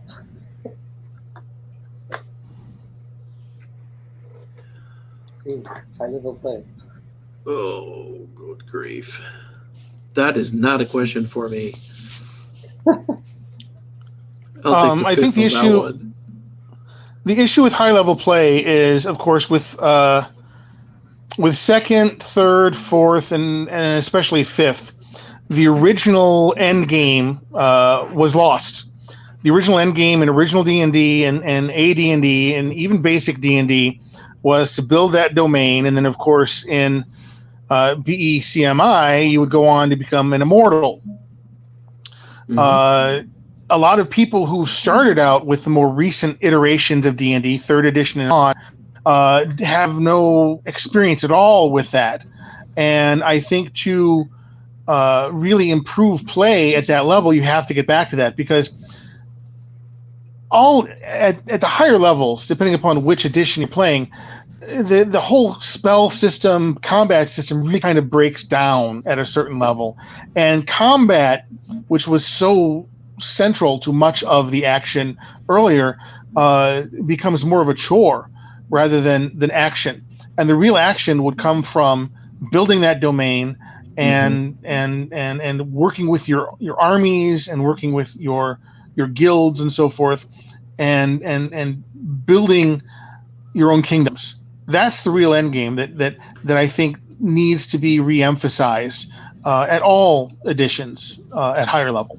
If you do this, it seems to me that it just takes too long to bring a character from first level all the way to whatever. It seems to me that maybe one way to help improve that would be to allow different arcs in the character's development. So you would play the first 3 levels, then you would skip several levels and play the next 3, which would be 6, 7, and 8th, and then the next 3, which would be 12, 13, 14, something like that. So you're kind of skipping ahead right up until the point where you're actually playing a very high-level character without necessarily trying to earn the levels, every levels from 1 to 36. Or from 1 to 20 in other games. Obviously, AD&D was more of a 1 to 20 scale as opposed to BSCMI's 1 to 36. So effectively what you're doing is unlocking different levels, and you're skipping across the whole spectrum all the way up to running an immortal character if you want to. Yeah, for me, at least with all of my players, a lot of them felt that that the immortal multiverse stuff should have been put into the Master Edition, where you've built your kingdom. Now you want to go traipsing through the multiverse and experience the other. You're such a high level. You want to be going to the other planes of existence and seeing what's there. Mm-hmm. I think you're right. I mean, it makes sense to me as well. I think part of the problem here, and I don't know for sure that that's actually true, but I don't know how many box set Frank Manser was told to produce, which is that. So that's why probably, maybe, the reason why he did not include the whole immortal thing as part of the master and make that the focus of the master set. I don't know. Yeah. Well, we can ask him when next time we do this. Yeah. But it certainly would have made Masters a lot more interesting instead of going into really, really heavy-duty combat and really, really detailed game mechanics in order to run that. Some players really didn't like it. They don't like the weapons mastery and whatnot. I think it's interesting, but it's definitely picky as far as game mechanics are concerned.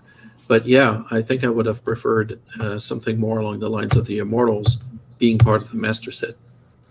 Yeah, because my players kind of died when they got to the Immortals because it was such a different game. Well, yeah, but as a DM, you really have to emphasize role-playing. What are your actions? Why are you doing things?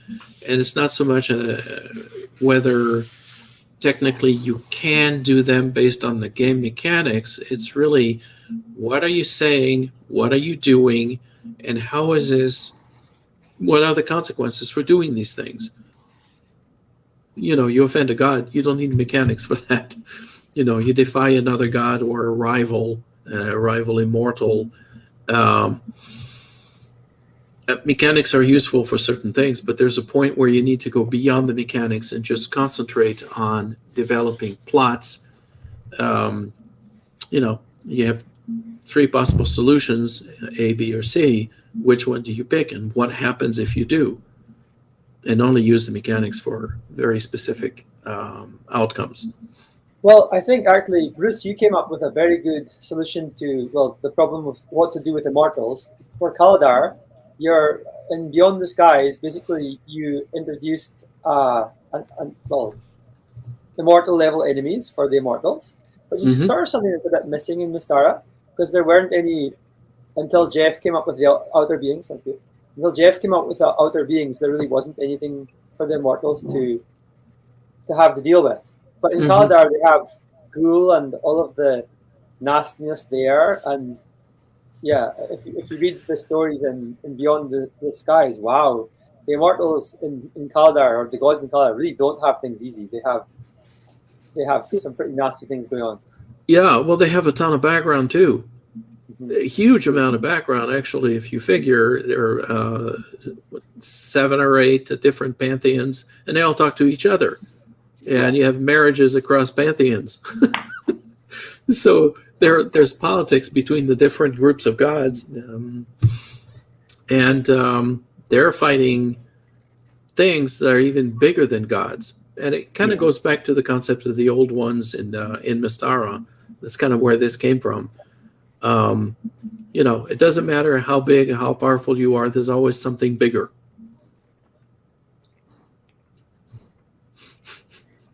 And insidious. Oh, yeah. Trying to creep in. Yeah, I get more into the nitty-gritty of counting worshippers. How many worshippers do you have? Therefore, how much godly power do you have? And what happens if a god is killed or eliminated? Well, what happens to the various clerics? So all of that is taken care of in Mystara. Galadar. I think it's interesting. Not everybody shares that taste, but you know, hey, as the author, that's my prerogative. I can throw in things like that. Certainly good scholar. Absolutely.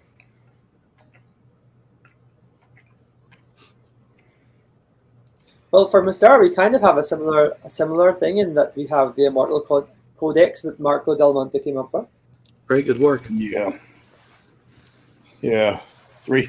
300 pages. Somebody asked me about printing it. Anyway, in order to print it, we do need to run it through an editor. When he gave me This is the thing about basically everything at the Vaults of Pandias, including Threshold magazine. It's not designed for printing.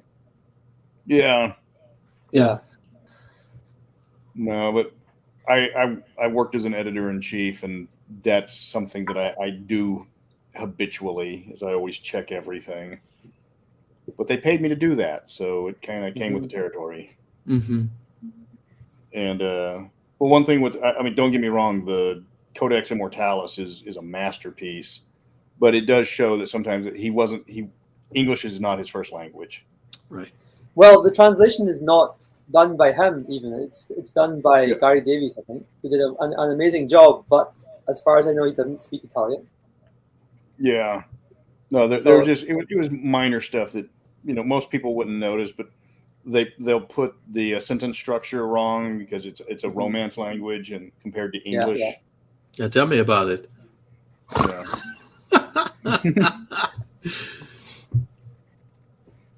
Yeah. And if you're going to print it out, it needs to be, I think, shaved down by 2 pages to get it to the optimum, the rule of 8, as we called it, where you have to have your page count divisible by 8. Mm-hmm. No, DTRPG has that multiple of 4. Hmm. You can go down to 4 and not 8. TSR was like 32. Yeah. Sometimes they allowed 16, but what they call a module unit was 32 pages. That's how they measured things at TSR, module units. Digital printing has made a 4-up real easy to just print up. Not that they'd actually sell that, but you can actually just go by 4s. And what they do, in my experience, is they'll just add a page or 2. What you do when you prep up your PDF for them is to just add a page or 2 rather than try to cut. Yeah, right. Not all books, though. Some books you can actually get away with 4s. It really depends on the format. If it's color book, or if it's when they had saddle stitched, things like that. They don't have saddle stitched anymore. That's gone.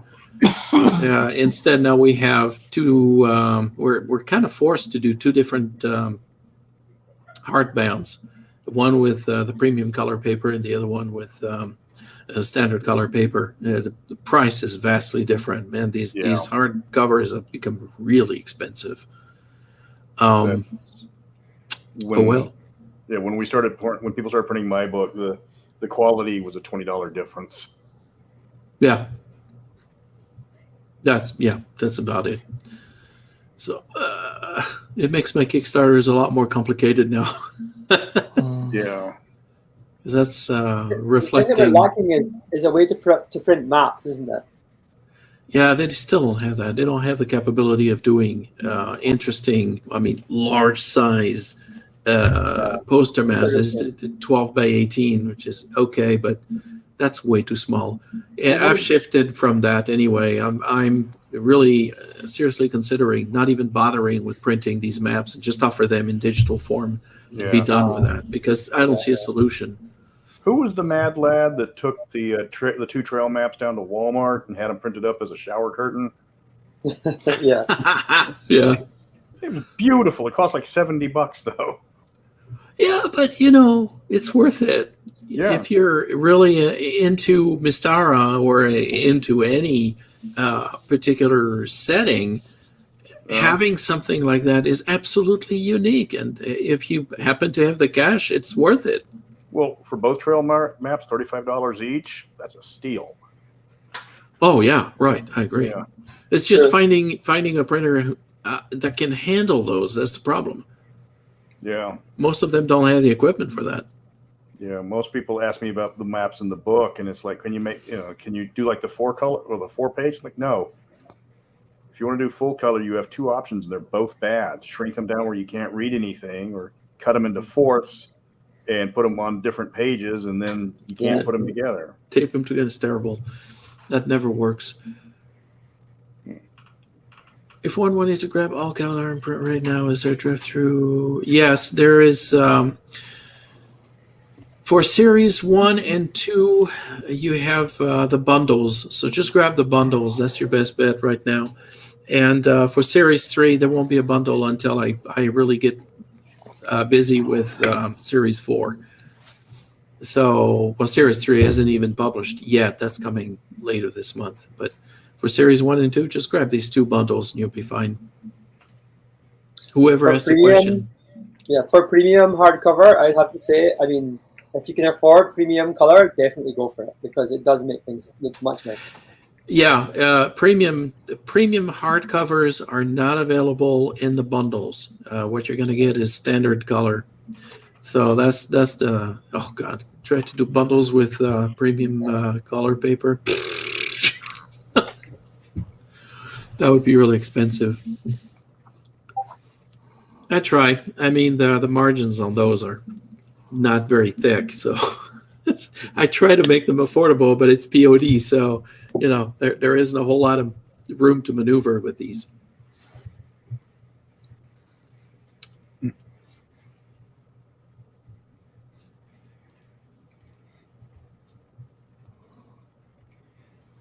Oh, Anne is saying that the 5x8 paper printout costs $200 for the printing. Yeah. Yeah, I've been talking to DTRPG about producing poster maps, but their problem is they haven't found a printer that has the equipment to do that, and another that can replicate this in England, because they have to have a printer in the States and a printer in England for the rest of the world. That also offers the prices and the reliability, the quality of the service, and that's on a par with Lightning Source, for example. It's a complicated process to integrate another printer with DTRPG, as far as I understand it, which is why they haven't been able to allow things like poster maps and whatnot. The 12x18s are nice. I mean, they're really, really finely printed, but the map itself is not very expensive. But what the problem is just shipping them, because they ship from the United States, and they're in very sturdy boxes to make sure they're not damaged.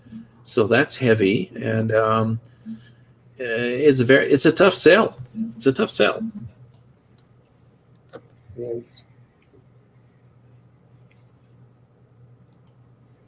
And then we have the problem of the USPS, which is going bonkers, thanks to current day politics in America. So the prices for sending stuff that's not media mail or that goes international is just, oh god. Even going the reverse route and getting it from Europe, the shipping prices are insane. Right, and God forbid you try now these days try to print anything out of China and get it here on time. Yeah, good luck with that one. Yeah. Sadly, not to go into too much politics, but they've seized Kickstarters that they objected to in the past. Oh, really? Yeah, there was a guy, there was a Cthulhu book that had the flag of Tibet, I believe, and they destroyed the entire print run. It was paid for, and they destroyed the entire print run. Oh, good God. Oof, what a horror story. Yeah. Yeah, see, I don't want to deal with this. I know it's more economical to have a print run and print it in China and have it shipped here. Yeah. Okay, great. But you know what? I don't want to do this. Yeah. I want to spend my time designing stuff, not worrying about, printing and warehousing and sending all that stuff. Yeah. Yeah, right. Handling all that stuff. I just don't want to do that. Yeah. That's a whole other job entirely. I consider myself privileged that I have the opportunity and the ability to do the kinds of things that I want to do. Not everybody can sit there and just design worlds, as a way of life. Literally, it's pretty much all I do these days. Yeah, it's a luxury. So I'm very happy doing this. If I can make money off of it, that's great. But there's no guarantee. Certainly not a rich guy.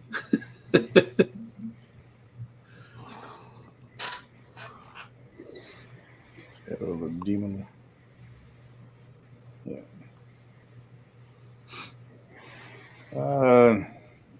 No, just give these men money because they deserve it. Same to you. Yeah. Let's just say, enjoy the products. That'll make me even happier. If you grab something and you happen to like it, that does it for me. Money, okay, fine, but first I want to make sure you like what you're reading. Well, let's face it. If we were in it for the money, we wouldn't be doing this, would we? No, I'd still be studying, watching how people bleed. Oh. It paid money. It paid the bills. I think my closing comment's going to have to be, Bardo lives. Yay. Again and again. Yeah, Stefan d'Aberville is not really crazy. Yeah. But it's been a blast. I've really enjoyed this whole convention. I hope it goes on to greater and greater strengths in the future. Well, Thank do you very this much every for organizing it. do this every 6 months, right? That's an idea. Yeah. Oh, why not? Sounds Why good. not every other month? Yeah, Paimon MystaraCon. No, I don't think so. I can't type that fast. You get a summer version or and a winter version. Yeah. Just like Gen Con used to. Yeah. Winterfest, Summerfest. I remember those. We'd have MystaraCon Far East. It'd all be on Thorpe's time. Yeah. Sounds good to me. That's the beauty about this convention. We can just do it 24/7. Okay. Yeah. You must be younger than I am. Hmm? You must be younger than I am. No, I'm Right. talking about we have No, I know. like international. Let's not compute the average age here. Yeah, I think I'm the youngest. probably, yeah. Okay, kiddo. Yeah, I was one of the older guys when I went to TSR in '83. I think I was 26 back then. Hmm. I was one of the older guys. Everybody else was in the early 20s. Wow. Yeah. This is the hire young so you don't have to pay a lot thing, isn't it? What? Hire young so that you don't have to pay for experience, right? Yeah, Yeah. they didn't pay much to anybody. You know. Yeah. In my case, oh well, there's a story there. Gary hired me while I was still in France, and we had agreed to a particular salary figure. So they sent me the airline ticket to go to Lake Geneva, and Gary was busy, so I don't know where he was at the time. But when I got to Lake Geneva, of course, he wasn't around. And I discovered, much to my horror, that the salary had been substantially reduced between what he'd promised and what they actually paid me. And I had to literally threaten TSR that I would just go ahead and buy myself a ticket and fly right back to France if they didn't pay me the agreed upon salary. And they did. They actually paid me what was agreed upon. So that was nice. But you have to be really careful in this case. In my case, I definitely had bargaining power on my side. But for most employees going to TSR, salaries weren't all that great. I mean, especially if you showed up there and you're 21 years old or 18 in some cases, you're getting peanuts. Well, there's the old saying about working in the game industry. If you were making $20,000 a year 10 years ago, you're making $20,000 a year this year still. Oh, ouch. And not a shame. Thanks, everyone. Hey, it was a pleasure. Thank you. That was enjoyable. Have a great time. Say in Texas. I think nobody says that in Texas.